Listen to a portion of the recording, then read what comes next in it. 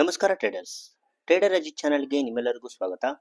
So ಇವತ್ತಿನ ಈ video ತುಂಬಾನೇ ಇಂಟ್ರೆಸ್ಟಿಂಗ್ ಆಗಲಿದೆ. ಯಾಕಂತ ಹೇಳಿದ್ರೆ ನಮ್ಮ ವ್ಯೂವರ್ ಒಬ್ರು ಲಿಕ್ವಿಡಿಟಿ ಬಗ್ಗೆ ಒಂದು ವಿಡಿಯೋನ ಮಾಡಿ ಅಂತ ನಮಗೆ ರಿಕ್ವೆಸ್ಟ್ ಮಾಡಿದ್ರು. ಹಾಗೆ ಈ ಒಂದು ವಿಡಿಯೋನ ನಾನು ನಮ್ಮ ವ್ಯೂವರ್ಗೋಸ್ಕರ ಮಾಡ್ತಾ ಇದೀನಿ. ಸೊ ನಿಮ್ಗೆ ಎಲ್ಲರಿಗೂ ಕೂಡ ಇದು ಹೆಲ್ಪ್ ಆಗಲಿದೆ. ಸೊ ಈ ವಿಡಿಯೋನ ಕಂಪ್ಲೀಟ್ ಆಗಿ ಸ್ಕಿಪ್ ಮಾಡಿದ್ರೆ ನೋಡಿ, ಲಿಕ್ವಿಡಿಟಿ ಕಾನ್ಸೆಪ್ಟ್ ನ ನೀವು ಕೂಡ ಅರ್ಥ ಮಾಡ್ಕೊಂಡು ಮುಂದಿನ ದಿನಗಳಲ್ಲಿ ಟ್ರೇಡ್ಗಳನ್ನ ಮಾಡ್ಬೋದು. ಸೊ ಈಗ ನಾವು ಲಿಕ್ವಿಡಿಟಿ ಅಂದ್ರೆ ಏನು ಅಂತ ನೋಡೋಣ ಬನ್ನಿ. ಲಿಕ್ವಿಡಿಟಿಯ ಒಂದು ಸಿಂಪಲ್ ಮೀನಿಂಗ್ ಬಂದು ಎಲ್ ಹಂಟಿಂಗ್ ಅಂತ ಹೇಳಿದ್ರೆ, ಅದನ್ನ ನಾವು ಕ್ಲಿಯರ್ ಆಗಿ ಒಂದು ಎಕ್ಸಾಂಪಲ್ ಮೂಲಕ ನೋಡೋಣ. ಸೊ ಅದಕ್ಕಿಂತ ಮುಂಚೆ ನಾವು ಈ ಲಿಕ್ವಿಡಿಟಿ ಕಾನ್ಸೆಪ್ಟ್ ಯಾರು ಪ್ಲೇ ಮಾಡೋಕೆ ಸಾಧ್ಯ ಅದನ್ನ ಫಸ್ಟ್ ತಿಳ್ಕೊಳ್ಳೋಣ. ಸೊ ಮಾರ್ಕೆಟ್ ಅಲ್ಲಿ ಎರಡು ತರ ನಮಗೆ ಟ್ರೇಡರ್ಸ್ ಇರ್ತಾರೆ. ಒಬ್ಬ ಟ್ರೇಡರ್ ಬಂದು ರಿಟೈಲರ್. ಸೊ ಇನ್ನೊಬ್ಬ ಯಾರಾಗಿರ್ತಾನೆ ಅಂತ ಹೇಳಿದ್ರೆ ಅದು ಬಿಗ್ ಪ್ಲೇಯರ್.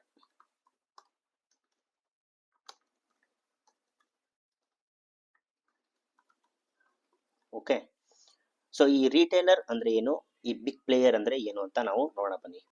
ಸೊ ರಿಟೈಲರ್ ಅಂತ ಹೇಳಿದ್ರೆ, ಈಗ ಯಾರ್ಯಾರು ಕಡಿಮೆ ಲಾಟ್ಗಳಲ್ಲಿ ಏನ್ ಟ್ರೇಡ್ಗಳನ್ನ ಮಾಡ್ತಾ ಇದಾರೆ ಅವ್ರನ್ನ ನಾವು ರಿಟೈಲರ್ ಅಂತ ಹೇಳ್ತೀವಿ. ಅಂದ್ರೆ 10 ಲಾಟು, 15 ಲಾಟು, 20 ಲಾಟು, 30 ಲಾಟು ಈ ತರ ಲಾಟ್ಗಳನ್ನ ಯೂಸ್ ಮಾಡಿ ಟ್ರೇಡ್ ಮಾಡ್ತಾ ಇರೋನು ಬಿಗ್ ರಿಟೈಲರ್ ಆಗಿರ್ತಾನೆ. ಸೊ ಬಿಗ್ ಪ್ಲೇಯರ್ ಅಂತ ಹೇಳಿದ್ರೆ, ಬಿಗ್ ಪ್ಲೇಯರ್ ಯಾವಾಗ್ಲೂ ಕೂಡ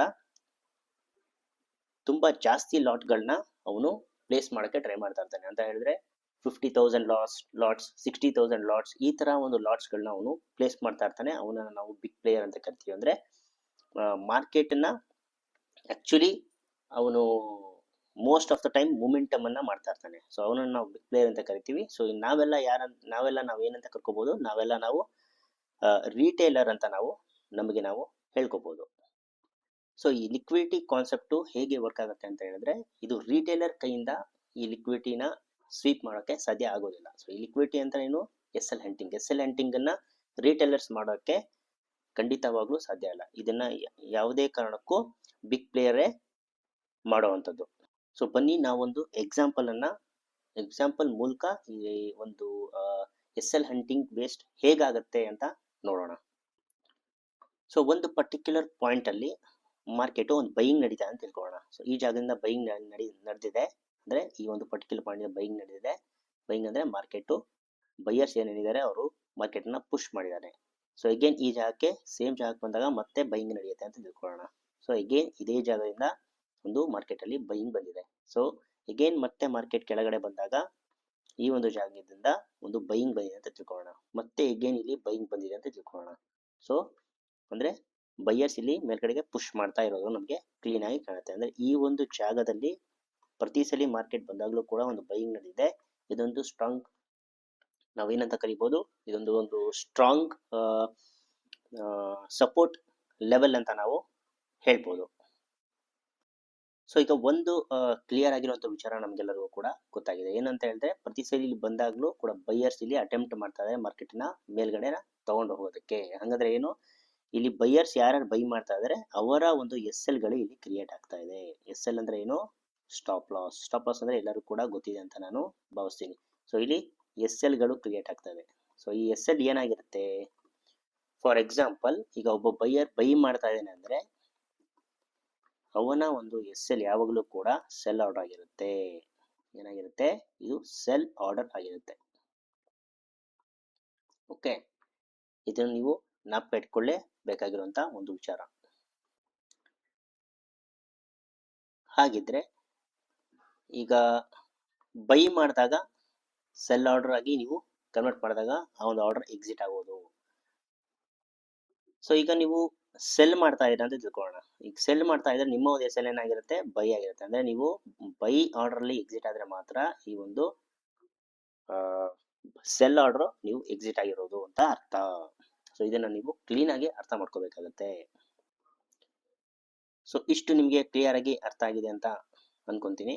ಸೊ ಈಗ ನೀವು ಅರ್ಥ ಮಾಡ್ಕೊಂಡು ಬೇಕಾಗಿರುವಂತ ವಿಚಾರ ಏನು ಅಂತ ಹೇಳಿದ್ರೆ, ಇಲ್ಲಿ ಬೈಯಿಂಗ್ ನಡೀತಾ ಇದೆ, ಇಲ್ಲೂ ಕೂಡ ಬೈಯಿಂಗ್ ನಡೆದಿದೆ. ಇಲ್ಲಿ ಎಲ್ ಗಳು ಸೆಲ್ ಆರ್ಡರ್ ಆಗಿ ಕೂತಿದೆ ಅಂತ ತಿಳ್ಕೊಳ್ಳೋಣ.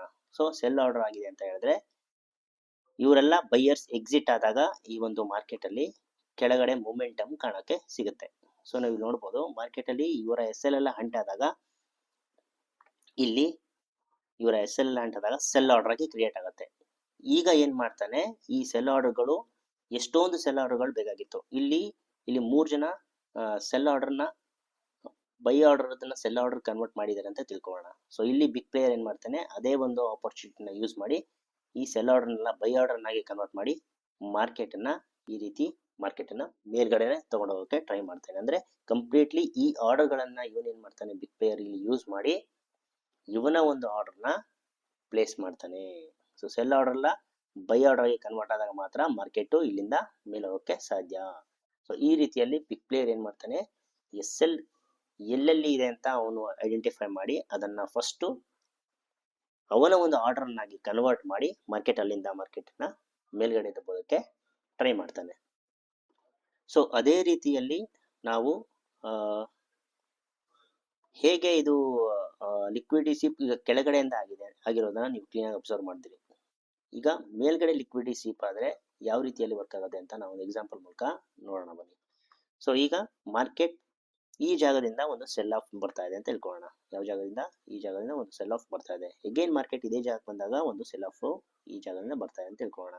ಎಗೇನ್ ಸೆಲ್ ಆಫ್ ಬಂದಿದೆ. ಸೊ ಎಗೇನ್ ಈ ಜಾಗದಿಂದ ಮತ್ತೆ ಸೆಲ್ ಆಫ್ ಬಂದಿದೆ ಅಂತ ತಿಳ್ಕೊಳ್ಳೋಣ. ಸೊ ಎಗೇನ್ ಈ ಜಾಗದಿಂದ ಸೆಲ್ ಆಫ್ ಬಂದಿದೆ. ಇದು ಒಂದು ಸ್ಟ್ರಾಂಗ್ ರೆಸಿಸ್ಟೆನ್ಸ್ ಲೆವೆಲ್ ಆಯ್ತು. ಸೊ ಈ ಒಂದು ಸ್ಟ್ರಾಂಗ್ ರೆಸಿಸ್ಟೆನ್ಸ್ ಲೆವೆಲ್ ಅಲ್ಲಿ ಎಸ್ ಎಲ್ ಏನಾಗಿರುತ್ತೆ, ಎಸ್ ಎಲ್ ಎಲ್ಲರ ಎಸ್ ಎಲ್ ಈ ಜಾಗದಲ್ಲಿ ಇರುತ್ತೆ. ಯಾಕಂದ್ರೆ ಪ್ರತಿ ಸಲ ಮಾರ್ಕೆಟ್ ನ ಕೆಳಗಡೆ ತಗೊಂಡು ಹೋಗಕ್ಕೆ ಯಾರೆಲ್ಲ ಇಲ್ಲಿ ಟ್ರೈ ಮಾಡ್ತಾ ಇದ್ರು ಅವರ ಎಸ್ ಎಲ್ ಯಾವಾಗಲೂ ಕೂಡ ಮೇಲ್ಗಡೆ ಇರುತ್ತೆ.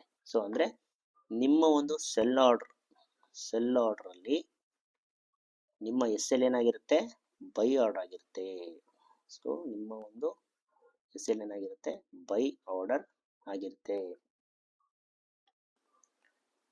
ಸೊ ಈಗ ನಿಮಗೆ ಕ್ಲಿಯರ್ ಆಗಿ ಅರ್ಥ ಆಗಿದೆ ಅಂತ ಅನ್ಕೊಂತೀನಿ.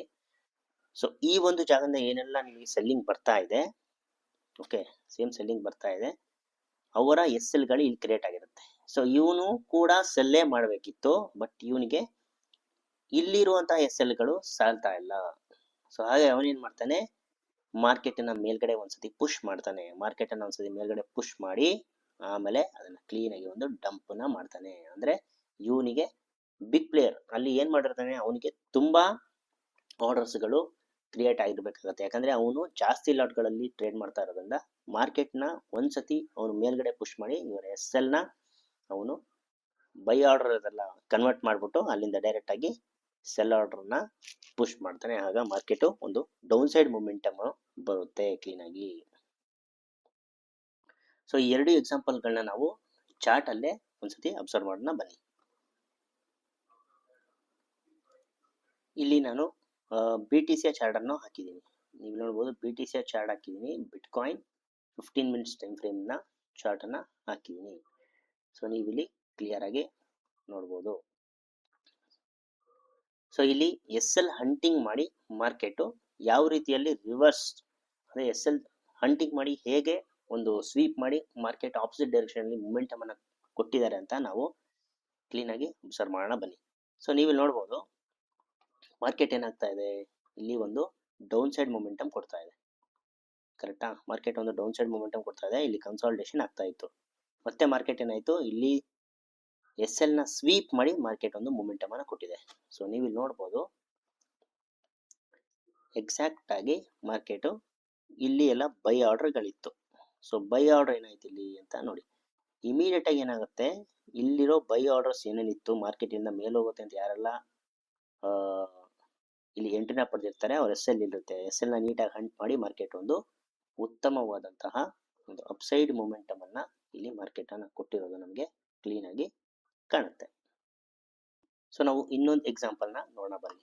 ಸೊ ಇಲ್ಲಿ ನೋಡಬಹುದು ಮಾರ್ಕೆಟ್ ಒಂದು ಸ್ವಿಂಗ್ ಗಳನ್ನ ಮಾಡ್ಕೊಂಡು ಅಪ್ಸೈಡ್ ಅಲ್ಲಿ ಮೊಮೆಂಟಮ್ ಅನ್ನ ಕೊಡ್ತಾ ಇತ್ತು. ಸೊ ನೋಡಿ ಇಲ್ಲಿ ಒಂದು ಸ್ವಿಂಗ್ ಗಳನ್ನ ಮಾಡ್ಕೊಂಡು ಮಾರ್ಕೆಟ್ ಒಂದು ಅಪ್ಸೈಡ್ ಮೊಮೆಂಟಮ್ ಅನ್ನ ಕೊಡ್ತಾ ಇತ್ತು.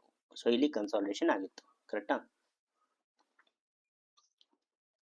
ಸೊ ಮಾರ್ಕೆಟ್ ಅಲ್ಲಿ ಇಲ್ಲಿಂದ ಮತ್ತೆ ಮಾರ್ಕೆಟ್ ಅಪ್ಸೈಡ್ ಮೊಮೆಂಟಮ್ ಆಗತ್ತೆ ಅಂತ ಯಾರ್ಯಾರೆಲ್ಲ ಯೋಚನೆ ಮಾಡ್ತಾ ಕುತ್ಕೊಂಡಿದ್ರು, ತುಂಬಾ ಜನರ ಎಸ್ ಎಲ್ ಇಲ್ಲಿತ್ತು. ಸೊ ಇಲ್ಲಿ ಏನಾಯ್ತು, ಮಾರ್ಕೆಟ್ ಇಲ್ಲಿ ಮೇಲ್ಗಡೆ ಹೋಗಿತ್ತು, ಇಲ್ಲಿಂದ ಡೌನ್ ಸೈಡ್ ಬಂತು, ಇಲ್ಲಿ ತುಂಬಾ ಹೊತ್ತು ಹೋಲ್ಡ್ ಆಗಿತ್ತು, ಮಾರ್ಕೆಟ್ ಇಲ್ಲಿಂದ ಡೌನ್ ಸೈಡ್ ಬರುತ್ತೆ ಅಂತ ಎಲ್ಲ ವೇಟ್ ಮಾಡ್ತಾ ಇದ್ರು. ಯಾರು ಎಸ್ ಎಲ್ ಇಲ್ಲಿ ಸೆಲ್ ಆರ್ಡರ್, ಯಾರ್ಯಾರು ಇಲ್ಲಿ ಸೆಲ್ ಮಾಡಿ ಕೂತಿದ್ರು ಅವರು ಬೈ ಆರ್ಡರ್ ಎಲ್ಲ ಫಸ್ಟ್ ಇಲ್ಲಿ ಎಸ್ ಎಲ್ ನ ರಿಮೂವ್ ಮಾಡಿ ಆಮೇಲೆ ಮಾರ್ಕೆಟ್ ಒಂದು ಡಂಪ್ ಅನ್ನ ಕೊಟ್ಟಿರೋದು ನೀವು ಕ್ಲೀನ್ ಆಗಿ ನೋಡ್ಬೋದು. ಸೊ ಅಂದ್ರೆ ಇಲ್ಲಿ ಎಸ್ ಎಲ್ ಯಾರ್ಯಾರ್ದು ಈ ಒಂದು ಜಾಗದ ಮೇಲ್ಗಡೆ ಇತ್ತು ಅದೆಲ್ಲ ಹಂಟ್ ಆಗಿ ಇಮಿಡಿಯೇಟ್ ಆಗಿ ನಿಮಗೆ ಒಂದು ಸೆಲ್ ಆಫ್ ಅನ್ನ ಕೊಟ್ಟಿರುವಂತದ್ದು ನಾವು ನೋಡಬಹುದು. ಸೊ ಇಲ್ಲಿ ಇನ್ನೊಂದು ಎಕ್ಸಾಂಪಲ್ ನ ಕೂಡ ನೀವು ಇಲ್ಲಿ ನೋಡಬಹುದು. ಮಾರ್ಕೆಟ್ ಒಂದು ಡೌನ್ ಟ್ರೆಂಡ್ ಅಲ್ಲಿ ಇತ್ತು. ಸೊ ಡೌನ್ ಟ್ರೆಂಡ್ ಅಲ್ಲಿ ಇರುವಾಗ ಇದೇನಾಯ್ತು, ಮಾರ್ಕೆಟ್ ಮೇಲ್ಗಡೆಗೆ ಪುಷ್ ಆಗ್ತಾ ಇತ್ತು. ಈ ಜಾಗದಿಂದ ಏನಾಯ್ತು, ಮಾರ್ಕೆಟ್ ಒಂದು ಅಪ್ ಸೈಡ್ ಅಲ್ಲಿ ಒಂದು ಬೈಯಿಂಗ್ ಅನ್ನ ಮಾಡಿದ್ರು. ಸೊ ಎಲ್ಲರ ಎಸ್ ಎಲ್ ಇಲ್ಲಿತ್ತು. ಸೊ ಮಾರ್ಕೆಟ್ಗೆ ಮೇಲ್ಗಡೆ ಹೋಗ್ಬೇಕು ಅಂದಾಗ ಮಾರ್ಕೆಟ್ ಬಿಗ್ ಪ್ಲೇಯರ್ಸ್ ಏನ್ ಮಾಡ್ತಾರೆ, ಇವರ ಎಸ್ ಎಲ್ ನ ಫಸ್ಟ್ ತಗೊಂಡು ಲಿಕ್ವಿಡಿಟಿನ ಒಂದು ಸ್ವೀಪ್ ಮಾಡಿ ಅವರ ಒಂದು ಎಸ್ ಎಲ್ ನ ಇವರು ಕನ್ವರ್ಟ್ ಮಾಡಿಕೊಂಡು ಆಮೇಲೆ ಮಾರ್ಕೆಟಿನ ಅಪ್ ಸೈಡ್ ಅಲ್ಲಿ ಮೂವ್ನ ಮಾಡ್ತಾರೆ. ಸೊ ಹೇಗೆ ಅಂತ ಹೇಳಿದ್ರೆ, ಇಲ್ಲಿರೋ ಎಸ್ ಎಲ್ ನ ಫಸ್ಟ್ ಬಂದು ಎಸ್ ಎಲ್ ನ ತಗೊಂಡಿದ್ದಾರೆ. ಇಲ್ಲಿ ನೋಡ್ಬೋದು ನೀವು ಕ್ಲೀನ್ ಆಗಿ ಇಲ್ಲಿ ಎಸ್ ಎಲ್ ನಗಳನ್ನ ಹಂಟ್ ಮಾಡಿ ಇಲ್ಲಿಂದ ಮಾರ್ಕೆಟ್ ಒಂದು ಅಪ್ಸೈಡ್ ಮೊಮೆಂಟಮ್ ಅನ್ನ ಕ್ಲೀನ್ ಆಗಿ ಒಂದು ಮಾರ್ಕೆಟ್ ಅಲ್ಲಿ ಮೊಮೆಂಟಮ್ ಕೊಟ್ಟಿರೋದನ್ನ ನೀವು ನೋಡ್ಬೋದು. ಸೊ ಮುಂದಿನ ಎಕ್ಸಾಂಪಲ್ ನ ನಾವು ನೋಡೋಣ ಬನ್ನಿ. ಸೊ BTC ಚಾರ್ಟ್ ಅನ್ನು ನಾವು ಇನ್ನು ಸ್ವಲ್ಪ ಹಿಂದೆ ಹೋದ್ರೆ ನಮಗೆ ಕ್ಲಿಯರ್ ಆಗಿ ಗೊತ್ತಾಗುತ್ತೆ ಇದು ಯಾವ ತರ ವರ್ಕ್ ಆಗಿದೆ ಅಂತ. ಸೊ ಇದು ತುಂಬಾನೇ ಸಿಂಪಲ್ ಆಗಿರುವಂತ ಕಾನ್ಸೆಪ್ಟ್ ಆಗಿರುತ್ತೆ. ಸೊ ಯಾರ ಎಸ್ ಎಲ್ ಎಲ್ಲಿದೆ ಅನ್ನೋದು ತುಂಬಾ ಇಂಪಾರ್ಟೆಂಟ್. ಅಂದ್ರೆ ಸ್ಟಾಪ್ ಲಾಸಸ್ ಗಳು ಎಲ್ಲಿ ಕ್ರಿಯೇಟ್ ಆಗಿದೆ ಅಂತ. ಸೊ ನೀವು ನೋಡ್ಬೋದು ಮಾರ್ಕೆಟ್ ಒಂದು ಡೌನ್ ಟ್ರೆಂಡ್ ಮೊಮೆಂಟಮ್ ಅಲ್ಲಿ ಇರುತ್ತೆ. ಸೊ ಎಲ್ಲರ ಎಸ್ ಎಲ್ ಗಳು ಆಲ್ಮೋಸ್ಟ್ ಈ ಒಂದು ಜಾಗದಲ್ಲಿ ಇರುತ್ತೆ. ಸೊ ಎಲ್ಲರೂ ಎಸ್ ಎಲ್ ಈ ಜಾಗದಲ್ಲಿ ಇತ್ತು. ಏನಾಯ್ತು, ಎಲ್ಲರೂ ಡೌನ್ ಸೈಡ್ ಅಲ್ಲೇ ಇದ್ರು. ಸೊ ಎಲ್ಲರೂ ಡೌನ್ ಸೈಡ್ ಅಲ್ಲಿ ಈ ಒಂದು ಲೋ ಬ್ರೇಕ್ ಆದಾಗ ನೀಟಾಗಿ ಇಲ್ಲಿರೋ ಎಸ್ ಎಲ್ ಗಳನ್ನ ತಗೊಂಡು ಮಾರ್ಕೆಟ್ ಒಂದು ಉತ್ತಮವಾದಂತಹ ಅಪ್ಸೈಡ್ ರ್ಯಾಲಿನ ನೀವು ಕೊಟ್ಟಿರೋದನ್ನ ಈ ಒಂದು ಜಾಗದಿಂದ ಕ್ಲೀನ್ ಆಗಿ ನೀವು ನೋಡಬಹುದು. ಸೊ ಎಸ್ ಎಲ್ ಹಂಟ್ ಆದಾಗ ಒಂದು ಇಮಿಡಿಯೇಟ್ ಆಗಿ ಗ್ರೀನ್ ಕಲರ್ ಅಥವಾ ರೆಡ್ ಕಲರ್ ಕ್ಯಾಂಡಲ್ ಆಯ್ತು ಅಂತ ಹೇಳಿದ್ರೆ ಅಲ್ಲಿ ಕ್ಲಿಯರ್ ಇಂಡಿಕೇಶನ್ ನಮ್ಗೆ ಏನ್ ಗೊತ್ತಾಗುತ್ತೆ ಅಂತ ಹೇಳಿದ್ರೆ, ಅಲ್ಲಿ ಎಸ್ ಎಲ್ ಗಳನ್ನ ಹಂಟ್ ಮಾಡೋಕೆ ಮಾರ್ಕೆಟ್ ಬಂದಿತ್ತು. ಮಾರ್ಕೆಟ್ ಹಂಟ್ ಆದ ಕೂಡಲೇ ಇಮಿಡಿಯೇಟ್ ಆಗಿ ಒಂದು ರಿವರ್ಸಲ್ ಬೇಸ್ಡ್ ಆಗಿ ಮಾರ್ಕೆಟ್ ಮೊಮೆಂಟಮ್ ಕೊಟ್ಟಿರೋದು ನಮಗೆ ಕ್ಲೀನ್ ಆಗಿ ಕಾಣುತ್ತೆ.